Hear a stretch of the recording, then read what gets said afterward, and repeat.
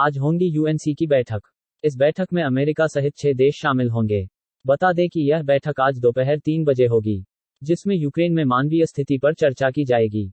बैठक को America, Britain, France, Albania, Ireland और नॉर्वे ने बुलाया है। बता दें कि रूस और यूक्रेन के बीच जंग को 21 दिन बीत चुके हैं। दरअसल तमाम कोशिशों के बाद भी हालातों में कोई सुधार नहीं दिख रहा है, जिसके चलते इन देशों ने बैठक में बातचीत करने का फैसला लिया है। बैठक को America, Britain, France, Albania, Ireland और नॉर्वे ने बुलाया है। ने लगाए पाकिस्तान के प्रधानमंत्री पर गंभीर आरोप। बता दें कि इमरान खान की मुश्किलें लगातार बढ़ती जा रही है। ने इमरान खान पर चुनाव आयोग के नियमों का उल्लंघन किए जाने के आरोप लगाते हुए मांग की है कि उनके खिलाफ सख्त कार्रवाई होनी चाहिए। मरियम ने कई आरोप लगाए हैं। खबरों के मुताबिक इमरान खान ने खैबर पख्तूनख्वा के स्थानीय निकाय चुनाव में हुई रैली में राज्य के संसाधनों का इस्तेमाल किया। उन्होंने कहा कि इसके लिए इमरान खान को सजा दी जानी चाहिए। मरियम ने कहा कि जो प्रधानमंत्री इमरान खान ने किया है वो पाकिस्तान चुनाव आयोग के अनुच्छेद 181, 234 और 233 का सीधे तौर पर उल्लंघन है। कांग्रेस को पंजाब समेत 5 राज्यों में मिली करारी हार के बाद कांग्रेस के वरिष्ठ नेता गुलाम नबी आजाद के घर G23 की समूह के नेताओं की बैठक हुई। G23 समूह के नेताओं की ओर से कहा गया कि भाजपा को चुनौती देने के लिए अच्छा विकल्प जरूरी है, इसलिए कांग्रेस को समान विचारधारा वाले दलों से बातचीत करनी चाहिए। प्रधानमंत्री नरेंद्र मोदी लबनान में 96वें कॉमन फाउंडेशन कोर्स के समापन समारोह को वीडियो कॉन्फ्रेंसिंग के जरिए संबोधित करेंगे। प्रधानमंत्री नए खेल परिसर का भी उद्घाटन करेंगे और पुनर्निर्मित हैप्पी वैली परिसर राष्ट्र को समर्पित करेंगे। आईआईटी की गेट परीक्षा का परिणाम घोषित। बता दें अभियांत्रिकी स्नातक अभिक्षता परीक्षा गेट 2022 के नतीजों की घोषणा भारतीय प्रौद्योगिकी संस्थान आईआईटी खड़गपुर द्वारा आज 17 मार्च को की जानी है।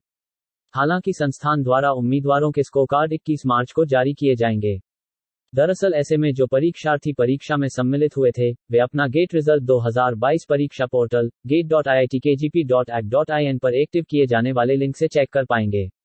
हालांकि उम्मीदवारों को ध्यान देना चाहिए कि आईआईटी खड़गपुर सिर्फ गेट 2022 रिजल्ट की घोषणा करेगा और उम्मीदवारों को स्कोर कार्ड डाउनलोड के लिए 21 मार्च से उपलब्ध कराए जाने हैं।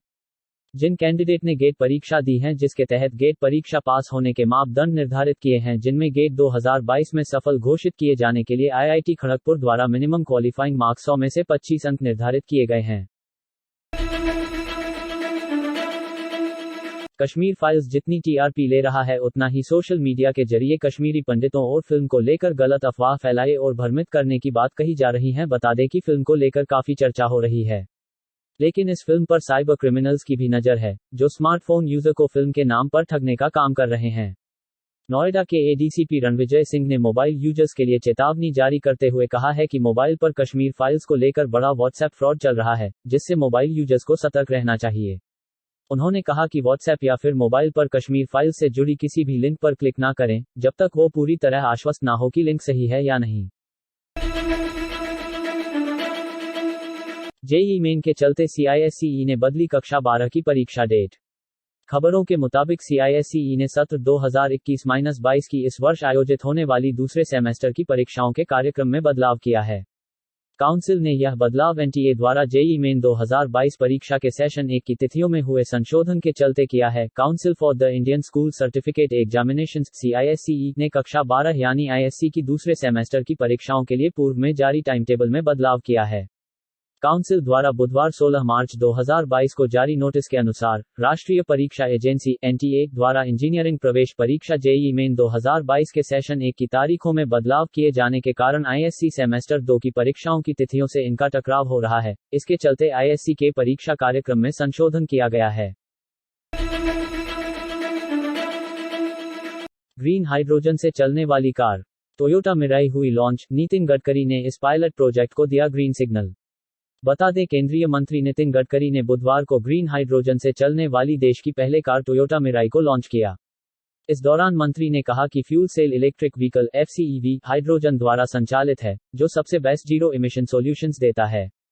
यह कार पूरी तरह से एनवायरमेंट फ्रेंडली है। नितिन गडकरी ने कहा कि ग्रीन हाइड्रोजन रिन्यूएबल एनर्जी और बायोमास से बनता है, जिससे पर्यावरण को कोई भी नुकसान नहीं पहुंचता है।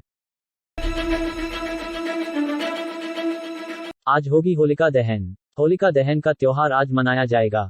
इसे छोटी होली के नाम से भी जाना जाता है। इसे छोटी होली के नाम से भी जाना जाता है। वहीं 18 मार्च यानी चैत्र मास की प्रतिपदा को रंग वाली होली खेली जाती है। इस साल होलिका दहन पर भद्रा का साया रहेगा, जिसके कारण होलिका दहन के समय में थोड़ा समय लगेगा। निर्णय सिंधु व धर्म सिंधु के अनुसार भद्रा काल में होलिका दहन करना अशुभ माना जाता है, लेकिन भद्रा पुच्छ के समय होलिका दहन किया जा सकता है।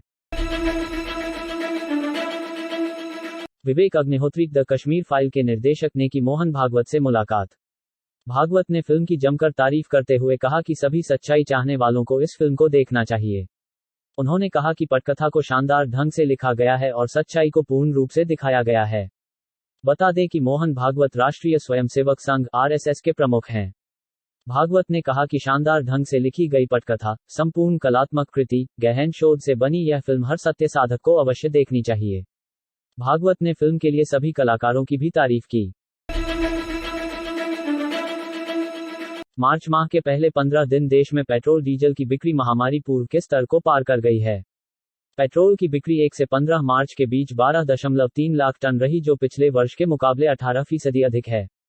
आंकड़ों के अनुसार लगभग 90% बाजार पर नियंत्रण रखने वाली सार्वजनिक क्षेत्र की पेट्रोलियम कंपनियों की पेट्रोल की बिक्री 1 से 15 मार्च के बीच 12.3 लाख टन रही, जो पिछले वर्ष की समान अवधि के मुकाबले 18% और 2019 की तुलना में 24.4% अधिक है। वहीं डीजल की सालाना आधार पर बिक्री 23.7% की वृद्धि के साथ 35.3 लाख टन और 2019 के मुकाबले 17.3% अधिक रही। 1-15 मार्च 2020 के दौरान हुई बिक्री के मुकाबले इस वर्ष पेट्रोल 24.3% अधिक और डीजल 33.5% अधिक बिका। वहीं पिछले महीने के मुकाबले पेट्रोल की बिक्री 18.8% अधिक और डीजल की 32.8% बिक्री अधिक रही।